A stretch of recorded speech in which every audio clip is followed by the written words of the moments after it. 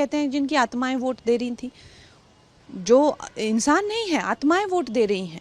तो जो 90 लाख से ज़्यादा तो ऑलरेडी कट चुके हैं। तो किस तरह से ये सरकारें बन रही थी और किस तरह से वोटिंग हो रही थी। SIR हर सरकार ने किया है, टाइम टू टाइम किया है। जो लोग, अब जैसे मैं हिमाचल में अगर वोट देती थी, जब मैं महाराष्ट्र आ गई तो मैं महाराष्ट्र में वोट देती हूँ, लेकिन मेरा नाम वहाँ कटना, इस तरह की जो स्थितियाँ हैं, वो जो ये एक ट्रांसपेरेंट प्रोसेस है, ये एक ओपन प्रोसेस है। इसमें कोई भी बंदा ऐसा नहीं उठ खड़ा हो रहा, वो आत्माएं कहाँ हैं, वो 90 लाख आत्माएं कहाँ हैं, वो लोग 90 लाख लोग, उनको बुलाइए यहाँ पे जिनके नाम कटे हैं। इसका मतलब वो सब एक फर्जी ही वोटर ID थे, वो सब के सब वो घुसपैठिए थे। तो ये जो घुसपैठिए हैं, इनके खिलाफ जो है अगर ये मुहिम चला रही हैं, तो ये ममता दीदी को ये दर्द क्यों हो रहा है। तो ये जो है बंगाल की जनता देख रही है, इसीलिए बंगाल की जनता ने ये निर्णय किया है कि अब की बार यहाँ जो है भाजपा की सरकार लाएंगे। ये क्या लगता है अपीजमेंट पॉलिटिक्स से कहीं ना कहीं एक कम्युनिटी को लेकर, जिस तरह से मालदा में भी अभी देखा गया कुछ पहले ही NIA की टीम को वहाँ पे सुप्रीम कोर्ट के ऑर्डर से NIA की टीम आई है, क्या कहना चाहिए? ऑब्वियसली ये जो इनका जो षड्यंत्र है देश के लिए और सत्ता के लिए, ये किसी भी हद तक जा सकते हैं।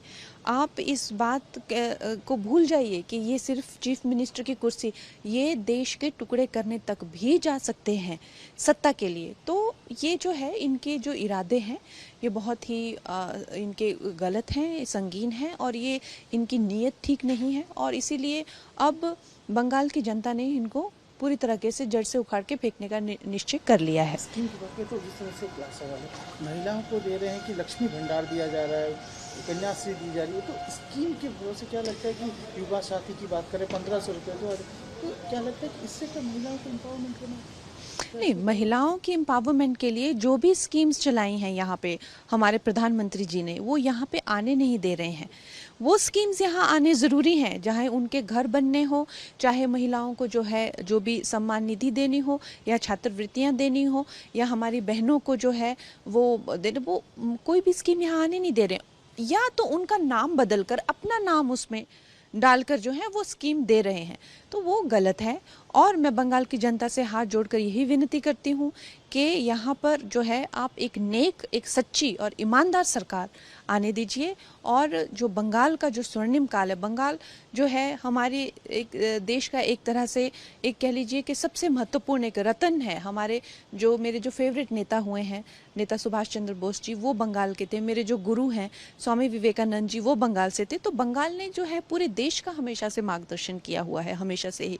और आज बंगाल की ये स्थिति है कि बंगाल की बेटियां पीड़ित हैं। बंगाल में जो है कितने सारे कंपनियां छोड़कर चली गई हैं। यहाँ पे जो इंडस्ट्रियल हब हो जाता है, इंडस्ट्रीज यहाँ से भाग रही हैं।